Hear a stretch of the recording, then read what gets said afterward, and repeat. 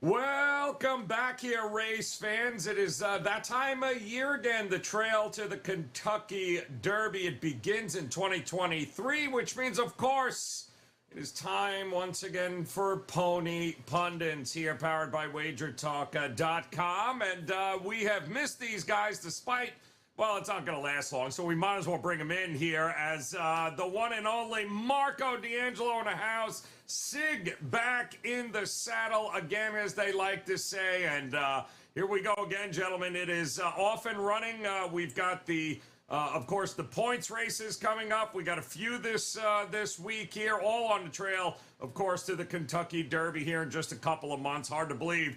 It has been 1 year since we started this last year on the road. So hopefully we get a few better 3-year-olds this year, Marco, in the race. It was a bit of a head scratcher last year. No great horse that we could really rally behind, but there's some prospects on the trail here this year.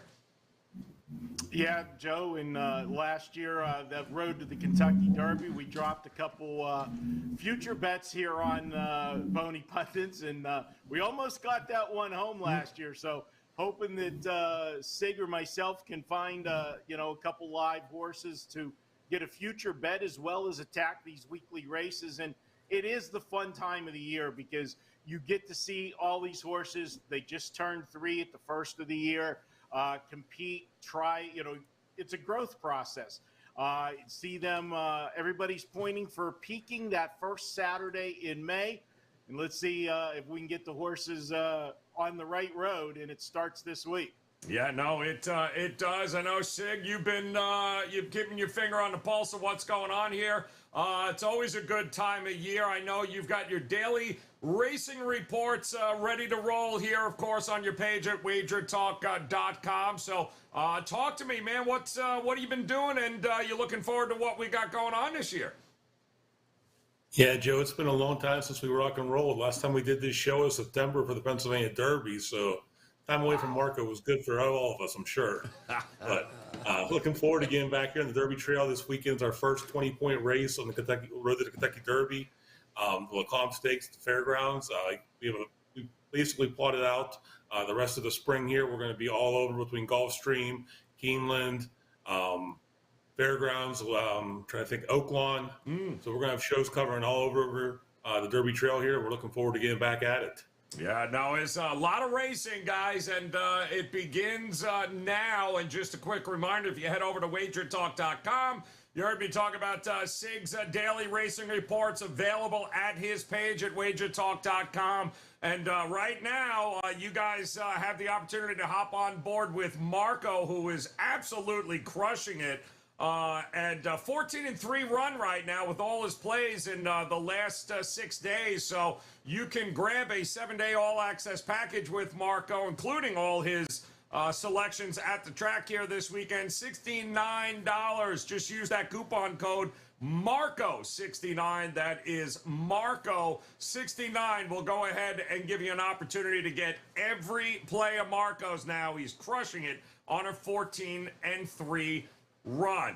All right, guys, let's take a look at this 8-horse race here coming up, the Lecomte, and it's going to be pretty interesting, if you ask me. I'm looking forward to this as Echo again. Marco, are we starting with you with the number 1? No, we're starting with Sig. He is number 1 this week. He's the oddball. Remember this, guys. Just remember this. This will be the last time, I promise you. All right, let's go then. Number 1 it is. We're going to go. Talk to me here, Sig, with, what is this now? Echo again here. What do you think we're going to get here from Echo again, 6-1 morning line? Well, Joe, Echo again debuted back at Saratoga in August to a lot of fanfare for trainer Steve Asmussen, who, if you guys remember last year, he had trained Epicenter, who basically rolled through this fairground circuit and was your favorite going into the Kentucky Derby. Finished second in a couple of those races there, and then had a pretty good summer before unfortunately breaking down in the Breeders' Cup Classic here. He did recover, though. But let's get back to Echo again.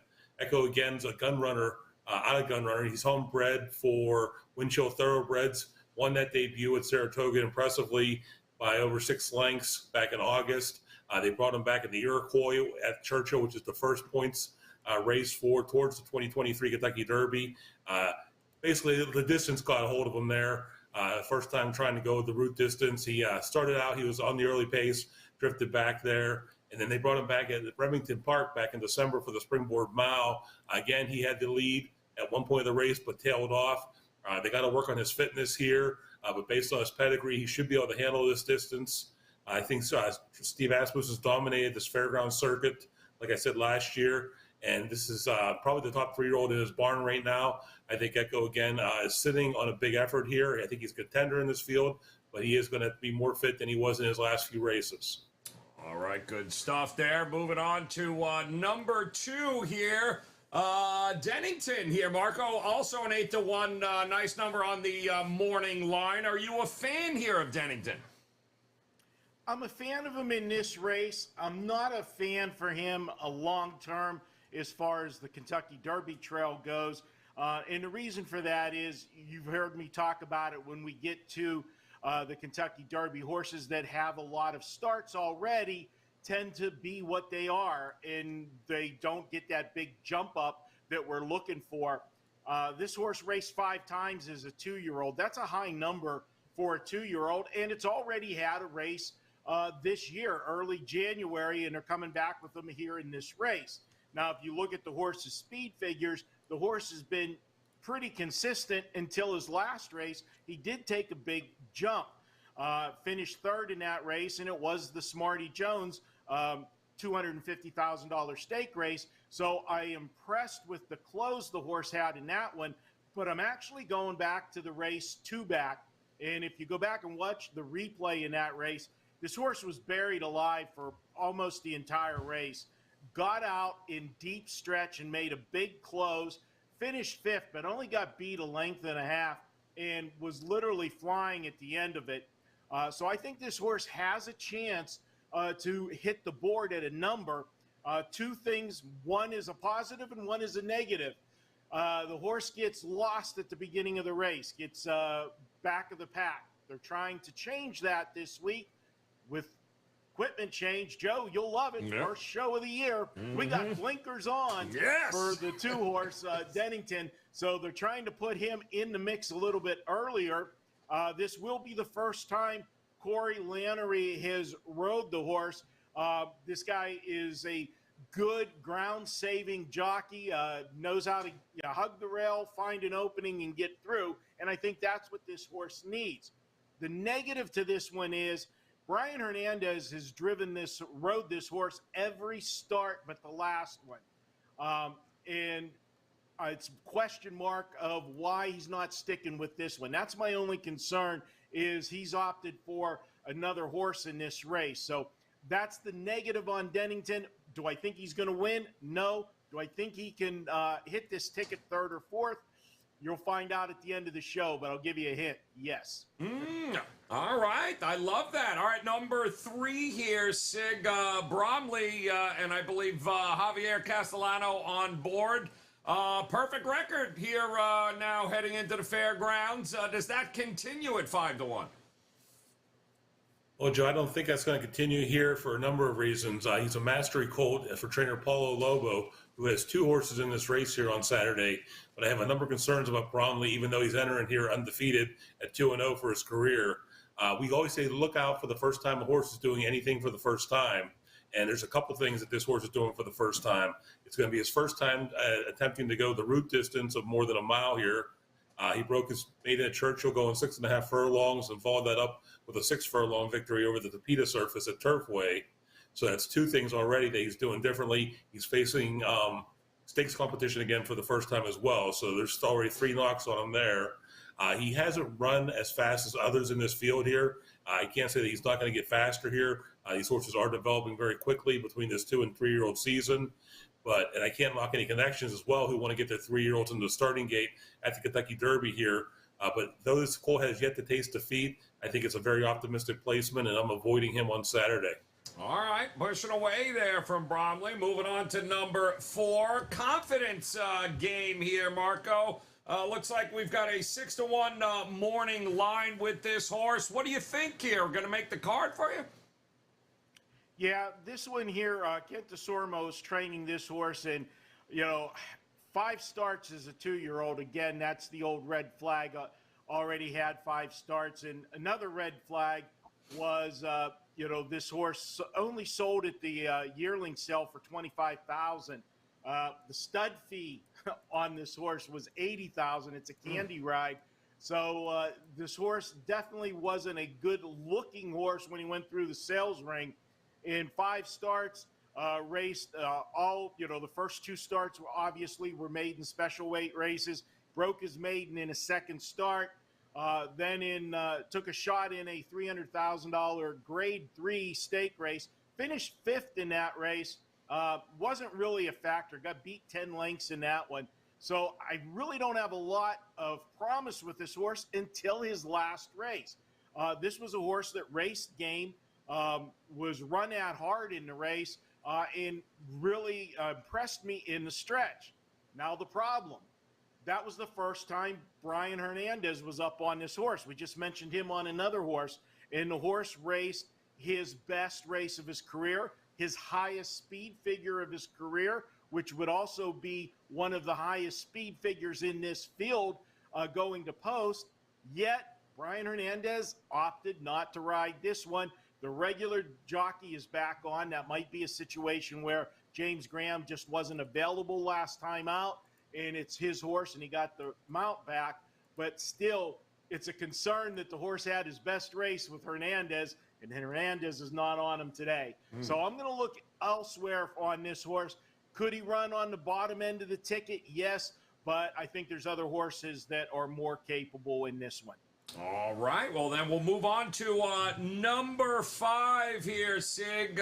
Tappett's Conquest. I guess it was only a matter of time before we got to Brad Cox here. Well, here he is, 9-2. So what do you think, Sig? A little chalky for you, or you like what you're seeing here? Well, Joe, Brad Cox has 2 in this field here, and I think they're going to go off probably as the first and second post-time choices in the betting odds here.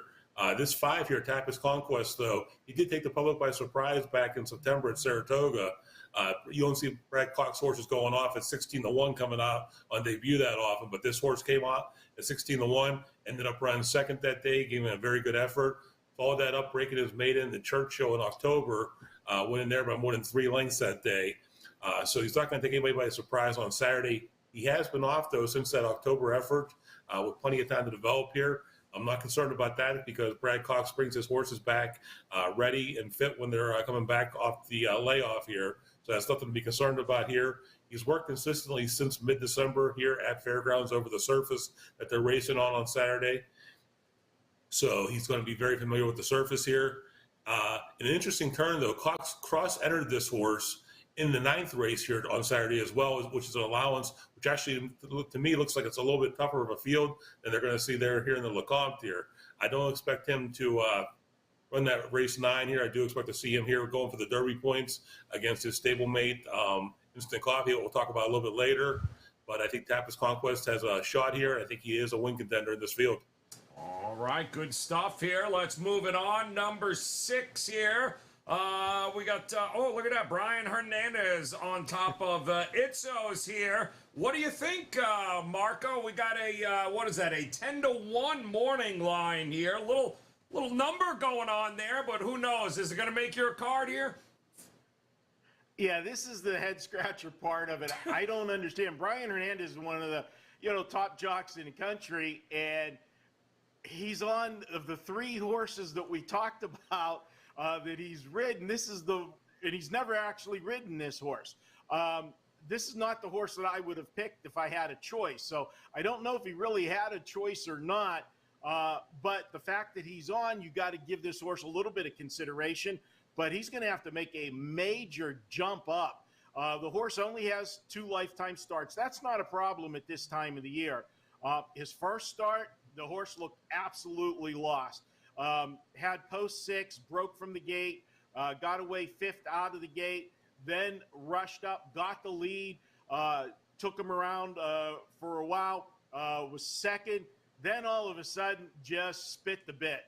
This horse got beat, finished 9th, got beat 14 lengths, was doing the backstroke through the stretch drive, and you got to say, well, that's not good. Back to the drawing board. They come back with the horse. They quit with him in October, resurfaces in January, and this horse, late December, December 29th, they come with the horse, and he races well, has post position 11, breaks out of the gate well, stalks the pace, and goes right on by in the stretch. Did jump up his speed figure significantly, but still needs another big jump to get it done. I don't think this horse is seasoned enough to be on the lead and do the same in this race as he did in the last race, which was a straight maiden race. It was actually even softer maiden race than his first one. So for me, other than the Brian Hernandez connection being on there, Itzos is not it for me. All right, not head scratcher. There's always one in every field here. Probably not this next one, Sig. You mentioned it, right? Second horse now for Brad Cox, and there he is, Luis Saez, Instant Coffee, 5-2 here. What are we gonna do, Sig? Yeah, Joe, I don't know if you guys remember a couple years ago, Luis Saez and Brad Cox teamed up on a little horse called Essential Quality that won the top 2-year-old and 3-year-old Eclipse Awards as the best horse in the year for those 2020 and 2021. They're teaming up again here on Instant Coffee out of Bolt de Oro. This Instant Coffee is the most accomplished horse in this field. Won his debut at Saratoga back in September before trying that route distance for the first time. Ended up finishing 4th in the Breeders' Futurity at Keeneland. First time going that route distance.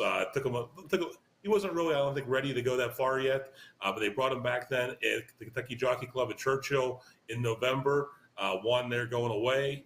A nice race. Like his stablemate Tappas Conquest, he's trained consistently here at Fairgrounds since mid-December and should be ready to go for Saez on Saturday.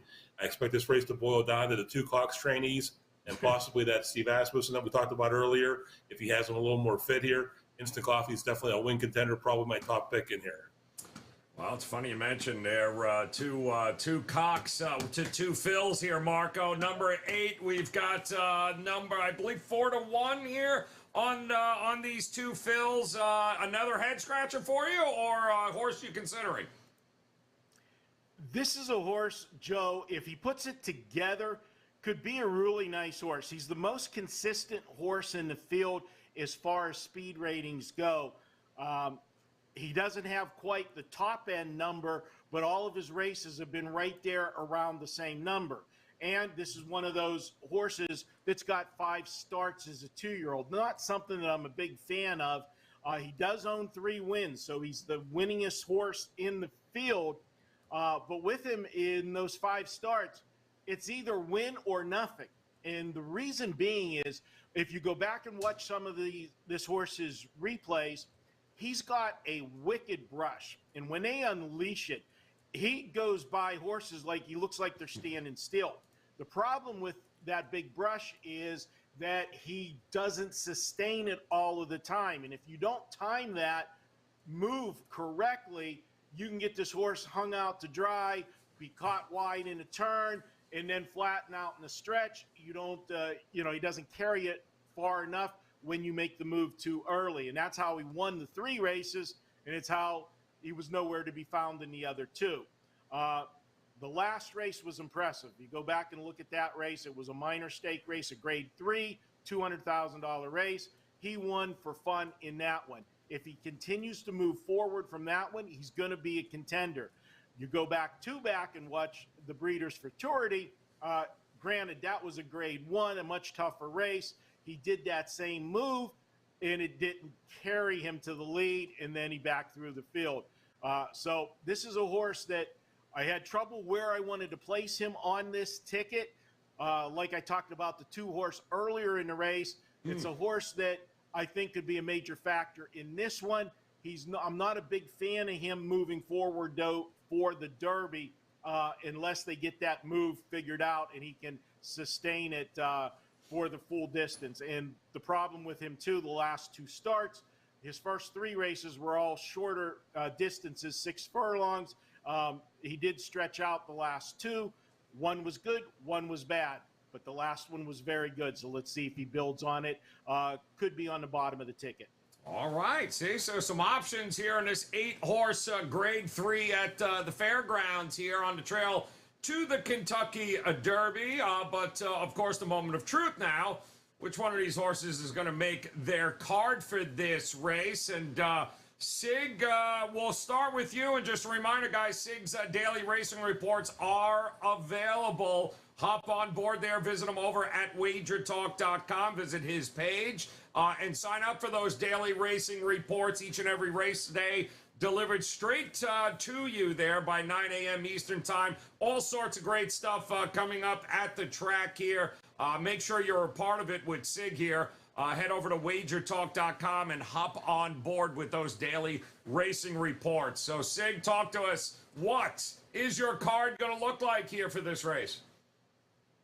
Well, Joe, this is going to end up being a pretty good betting race, I think. Like I told you guys, I think those two Cox horses will probably end up 1 and 2 as the post-time favorites. Instant Coffee is your morning line favorite, and that is where I landed. I landed on the 7 Instant Coffee as my top selection in here. I went to the 8-2 fills that Marco just talked about as my second selection. 5, the other Cox, Tappas Conquest as my third, and the 1, Echo again, the Steve Asmussen as my fourth. I talked to you guys already about the 7-5-1 as I covered the odd horses here. So I'm going to go back. Marco bashed a little bit here on the 8-2 fills with a little bit of inconsistency here.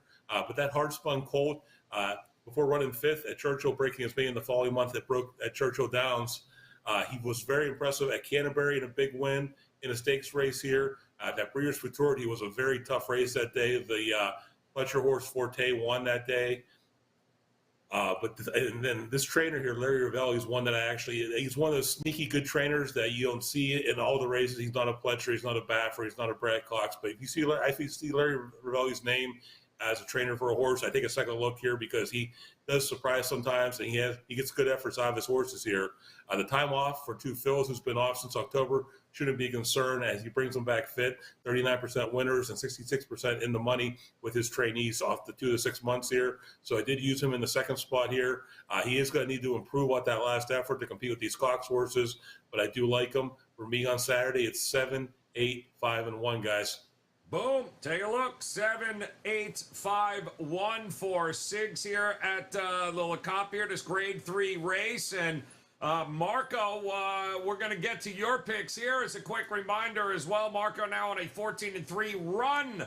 That's right, guys. Absolutely crushing it over the last 6 days. You can hop on board and get a 7-day all-access pass with Marco using the code Marco69. That's right, $69. We'll give you 7 days, all plays, all best bets, including any 5% best bets, and of course, any plays that he has and selections over the weekend at the track. So, Marco, should be a fun race here, though. Which horses made your card? Well, to me, it's the Brad Cox connection. That's where I'm going to go, but I'm flipping it. I'm going with the 5, Tappas Conquest. And the reason for that, Joe, is I'm going for the little bit of the price. There's no question the other horse, Instant Coffee, is the better of the 2 right now. But I think when it's said and done, Tappas Conquest could end up being Brad Cox's best horse. I like the pattern. He's only got 2 starts as a 2-year-old. They brought the horse out in October, late October, September, and he finished a very good second in his debut. They came back a month later in October with him. Good race in October, broke from post 10, was sitting 3rd, and then just pulled off. And if you go back and watch the replay of that race, what I like about that, it impressed me so much, is this horse got slammed going into the first turn. Now, for a horse making his second lifetime start, when something like that goes wrong, generally they've got a license to say, screw it, I'll see you next week, next race.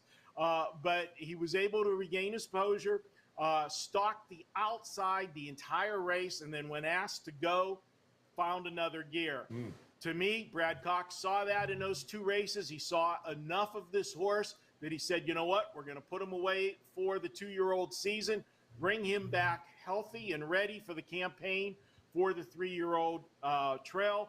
And with only the 2 starts, making his debut here in January as his 3-year-old season, Start number 3, that is exactly what I like to see, which will put this horse entering the first Saturday in May at that magical, 5 or 6 starts where I like to see the horses going for the Kentucky Derby, not 8 or 9 starts. So I'm going to give you the 5 horse on top here. I'm going to also tell you this morning I put a little wager on this horse on a futures ticket, because if I am right and he progresses along, the odds that I bet him at today will no longer be there. They might not be there right now after I bet. I don't know if they made an adjustment, but I got him at 135 to 1. Not a big bet at 135 to 1. You don't need a really big bet, but I wanted to have a futures ticket on him. I put Instant Coffee second. He is the most logical horse. He is the now horse. I told you about the 2 horse. I like the way this horse has closed, and now that they put the blinkers on him, that he could hit this ticket at a price, trying to get us some value in this trifecta and superfecta. And for the final spot, I went with number 3, Bromley. And I'll be honest, I was between Bromley and the 8 horse, the 2 Fills. The reason I went with Bromley over the 8 was looking at Bromley. He is one of those horses that also has only 2 starts. His 2 starts both resulted in wins. This is a horse that has a license to improve, and I'm going to go ahead and throw him on there on the bottom end. So for me, 5, 7, 2, 3 with a little futures ticket on the 5 horse. All right, there you go. That should be a fun start here, guys, to the weekend. And what is we're all heading towards the Triple Crown, hopefully this year, the Kentucky Derby. A lot of racing still in our future, but the opportunity to hop on board in the immediate, you can head over, grab those daily racing reports from Sig. He is ready to roll right now at his page at WagerTalk.com. And of course, Marco with that 7-day all-access pass as he continues to roll here on a nice 14-3 run. Use that code Marco69. It is a 7-day all-access pass. Includes all his plays at the track this weekend. So, gentlemen, we are off and running as Pony Pundits back at it again for 2023. Hopefully, we'll never have to speak of Sean again. But until next week, guys, we should have a fantastic week of racing. Come back and join us again next Friday for another edition of Pony Pundits. Until then, guys, best of luck with all your plays. We'll talk to you again soon.